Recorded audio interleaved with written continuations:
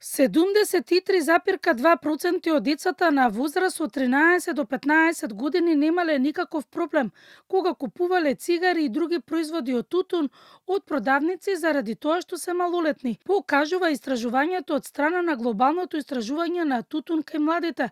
Во новиот закон за заштита од пушење, што се уште е во подготовка, посебен акцент ќе се стави во заштита на децата, посочи министерот Алиу.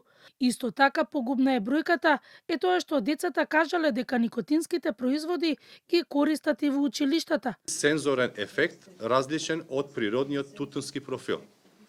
Овошни, сладки, ментоли и други вкусови кои ја маскираат штетноста и го олеснуваат првото пробување.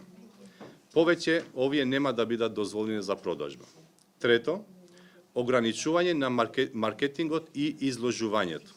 Ке се стави крај на таргетирањето на младите преку социјалните мрежи, преку инфлуенсери, игри и дигитални други платформи.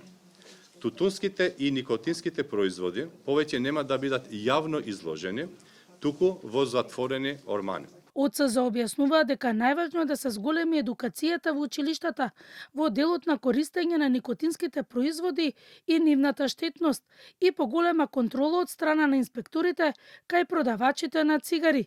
This law does not stop people from smoking if you choose to smoke. What this law does is to protect the rights of non-smokers so that they are not exposed to tobacco, particularly children. Употребата на никотин кај младите останува значаен јавно здравствен предизвик, кој што и текако треба да биде во нашите приоритети и во креирањето на државните политики. Новиот закон за заштита од пушење се уште се подготвува. За сега, според најавите на министерот Алиу, одложување на дел од новиот закон, со новите измени им се остава простор на сопствениците на угостителските објекти инфраструктурно да се прилагодат на законските барања.